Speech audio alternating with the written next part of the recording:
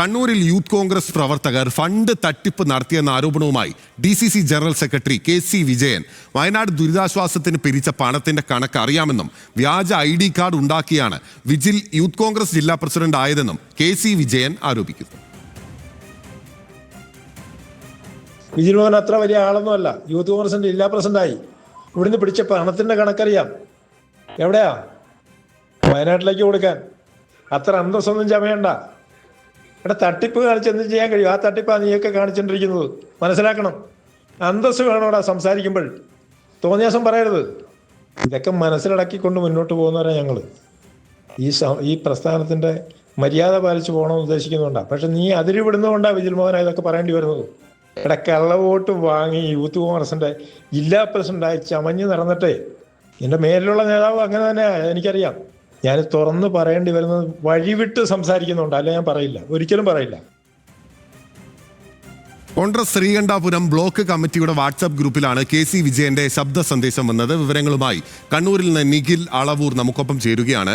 നിഖിൽ, ഒരു ശബ്ദ സന്ദേശം അല്ലെങ്കിൽ ഒരു ഫോൺ റെക്കോർഡ് പുറത്തുവിട്ടിട്ടുള്ള കോലാഹലം അവസാനിച്ചിട്ടേ ഇല്ല.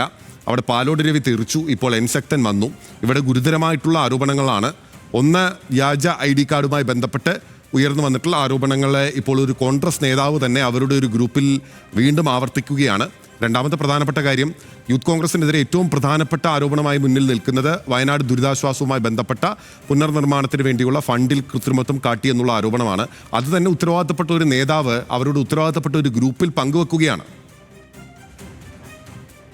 ഏതായാലും ഇപ്പോൾ യൂത്ത് കോൺഗ്രസുമായി ബന്ധപ്പെട്ട് സജീവമായി നിൽക്കുന്ന രണ്ട് ചർച്ചാ വിഷയങ്ങൾ. ആ രണ്ട് ചർച്ചാ വിഷയങ്ങളിലും കണ്ണൂരിലെ യൂത്ത് കോൺഗ്രസ് ജില്ലാ പ്രസിഡന്റ് വിജിൽ മോഹനെതിരെയും ഒപ്പം തന്നെ വിജിൽ മോഹനന്റെ മുകളിലുള്ള നേതാക്കൾ എന്നാണ് പറയുന്നതെങ്കിൽ പോലും ആരെയാണ് ഉദ്ദേശിക്കുന്നത് എന്ന് വ്യക്തമാണ്.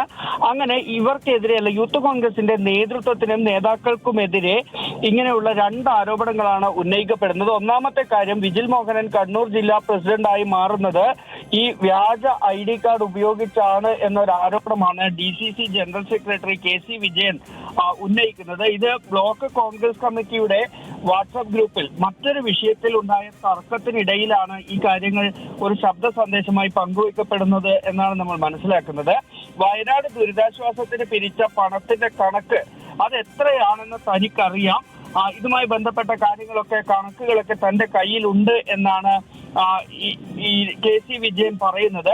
മറ്റൊന്ന്, DCC ജനറൽ സെക്രട്ടറി എന്നതിനൊപ്പം തന്നെ കർഷക കോൺഗ്രസിന്റെ മുൻ സംസ്ഥാന നേതാവ് കൂടിയായിരുന്നു KC വിജയൻ. പിന്നീട് ഈ അടുത്ത കാലത്താണ് അദ്ദേഹം ആ സ്ഥാനത്ത് നിന്ന് മാറുന്നത്. ഏതായാലും ഈ സാമ്പത്തിക അഴിമതിയും ഒപ്പം തന്നെ ഈ വ്യാജ ID കാർഡ് ഉപയോഗിച്ച് തെരഞ്ഞെടുപ്പ് അട്ടിമറിച്ചാണ് വിജിൽ മോഹനൻ കണ്ണൂരിലെ യൂത്ത് കോൺഗ്രസിന്റെ ജില്ലാ പ്രസിഡന്റ് ആയത് എന്നീ രണ്ട് ഗുരുതര ആരോപണങ്ങൾ തന്നെയാണ് ഉന്നയിക്കുന്നത്. പ്രധാനപ്പെട്ട കാര്യം, കോൺഗ്രസിന്റെ ബ്ലോക്ക് കോൺഗ്രസ് കമ്മിറ്റിയുടെ വാട്സാപ്പ് ഗ്രൂപ്പിലാണ് ഇക്കാര്യം പറയുന്നത് എന്നുകൂടിയാണ്. ഈ പറഞ്ഞതുപോലെ പാലോട് രവിയുമായി ബന്ധപ്പെട്ട് ഉൾപ്പെടെ ഉയർന്ന വിവാദങ്ങൾ അതൊരു കണക്കിന് അവസാനിച്ചു വരുമ്പോഴാണ് KPCC പ്രസിഡന്റിന്റെ സ്വന്തം ജില്ലയിൽ ഇത്തരമൊരു ആരോപണം ഉയർന്നു വരുന്നത് എന്നത് വരും ദിവസങ്ങളിൽ ഈ വിഷയത്തിൽ കൂടുതൽ പ്രതികരണങ്ങൾ, ചർച്ചകളൊക്കെ നടക്കുമെന്നതിന്റെ സൂചനയായി കൂടി മാറുകയാണ്. തുടർ ചർച്ചകൾക്ക് വഴിയൊരുക്കുന്ന വളരെ സ്ഫോടനാത്മകമായിട്ടുള്ള മറ്റൊരു ഓഡിയോ കൂടി പുറത്തു വന്നിരിക്കുകയാണ്.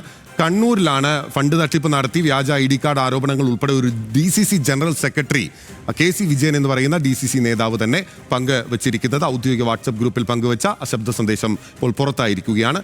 നിഖിലാണ് വിവരങ്ങൾ നൽകിയത്.